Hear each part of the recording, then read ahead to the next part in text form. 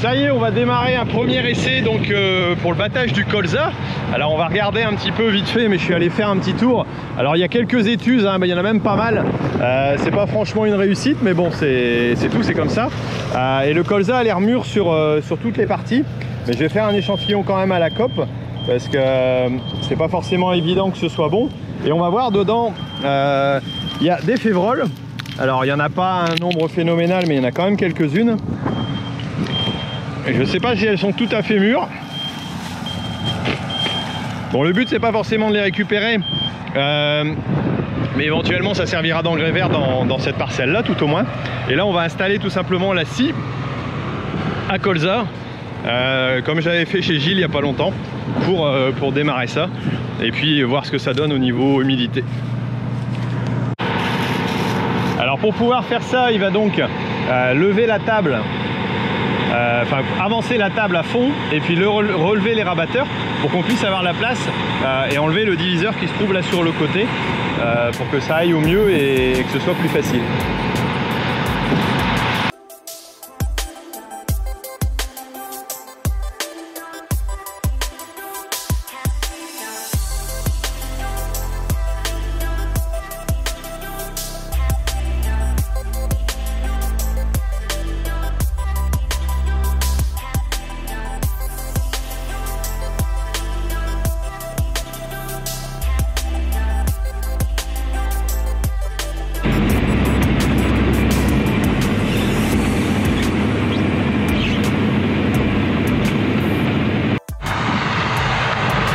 Bon, ça y est, j'ai l'échantillon, on va aller le passer.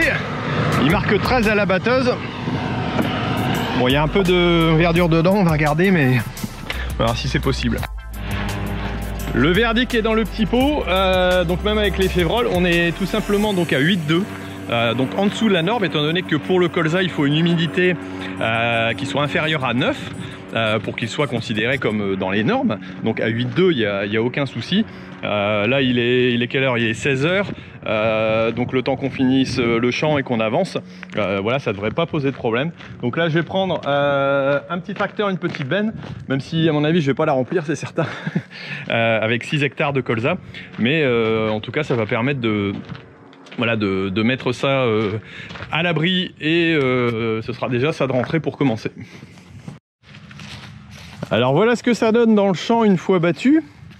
On voit les févroles qui sont encore présentes. Alors ici, le bas n'est pas battu, mais c'est pas gênant.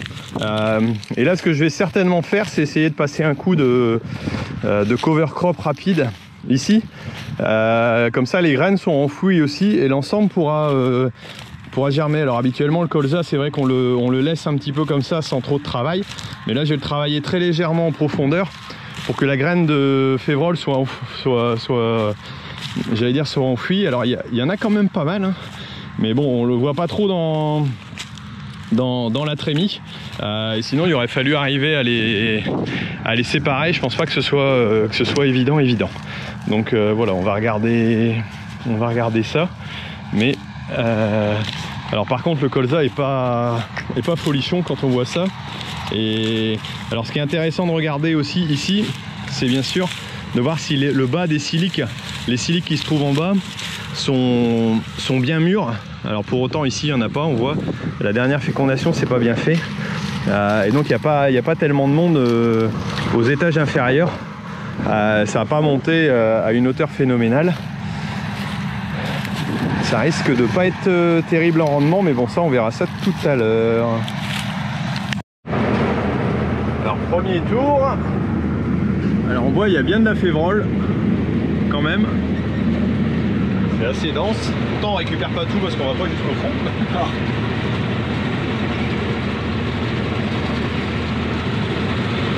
L'ouverture du champ, pas très propre, hein. Alors bien entendu pour les colzas on met le broyeur, hein. Et là on va jeter un œil vite fait derrière, voir si on voit de la perte. Enfin c'est franchement pas évident d'aller voir de la perte là dedans. Bon, on verrait les petits grains noirs, voilà, on en voit quand même là un, deux. Bon, ce qui est pas illogique, hein, de toute façon. Déjà dans celle-ci, vous voyez, vous avez des siliques qui ont déjà été ouvertes. On voit que c'est quand même bien mûr dans l'ensemble. Et là on voit le travail des sections, voilà, qui permettent d'éviter d'embarquer. Ça coupe bien droit, donc la scie qu'on a installée tout à l'heure, et donc ils permettent ça. Bon, bah moi j'ai laissé Thierry tout simplement tourner là-dedans, et nous on va aller bouger des tuyaux pour rebouger un enrouleur, parce que c'est pas parce que c'est la moisson que le reste s'arrête. Et on va arroser les carottes bio. Alors pendant qu'on voit la batteuse là tourner un peu plus loin, la benne qui est là, bah moi je vais tout simplement prendre ce bel enrouleur avec mon beau Someka pour aller le placer dans les carottes. Alors on va déjà commencer à débrancher, récupérer le tuyau, et puis on va pouvoir aller attaquer ça.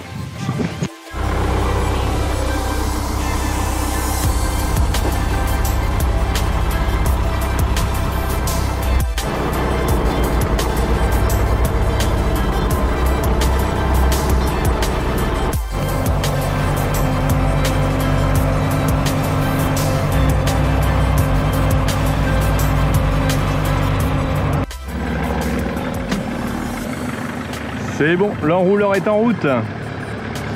C'est reparti. Et voilà, le champ est fini.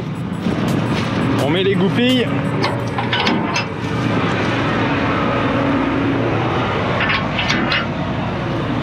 Alors petite remarque pour ceux qui m'avaient vu chez Gilles, ne pas arriver à monter la broche parce que je connaissais pas le système, c'était pas exactement le même. Bah, je dis qu'un agriculteur c'est pas forcément tout faire. Voilà, ça c'est des messages qui ont été mis sur Facebook qui font toujours plaisir de dire ouais t'as vu le mec il sait pas machin truc bidule. Oui certainement, je sais pas tout. Si ceux qui ont écrit ça le savent tout, tant mieux pour eux.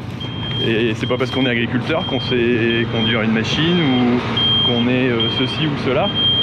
On a chacun ses spécialités. Je pense pas que quelqu'un qui soit spécialisé dans l'élevage ait forcément la conduite d'une batteuse en route. Oups.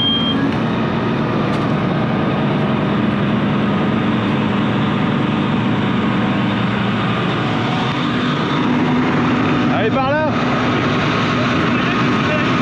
Ah ouais.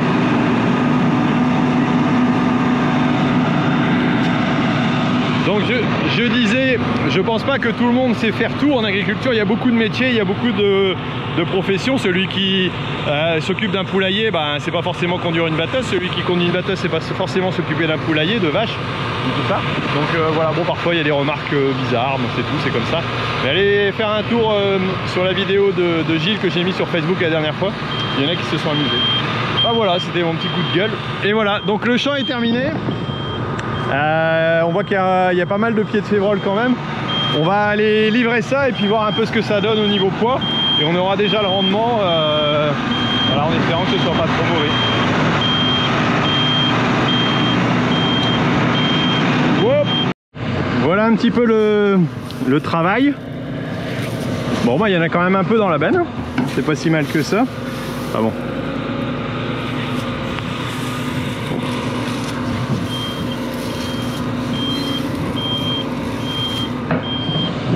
C'est pas si sale, j'aurais cru pire.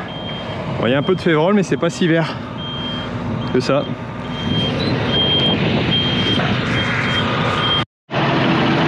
Arrivé à la cope, le petit prélèvement qui va bien. Il est déjà fait? Ah bah ouais, il est déjà fait. Voilà. Et on va voir les résultats tout de suite. Même les caméras, ça tombe en panne. Bon, bref. 9 d'humidité pile poil. Peut-être que je bloque bien mes roues, moi, ça ira mieux. Donc bah, c'est juste à la limite. Donc bon bah ça va, mais il n'y en a pas de trop quand même. On est bien.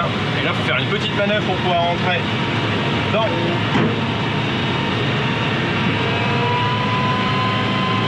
le bâtiment. Ça va, René est là pour me guider.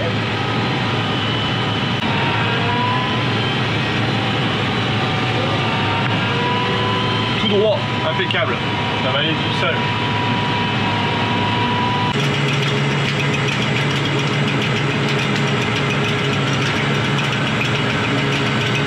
C'est la bonne porte, c'est bon. Ça va ?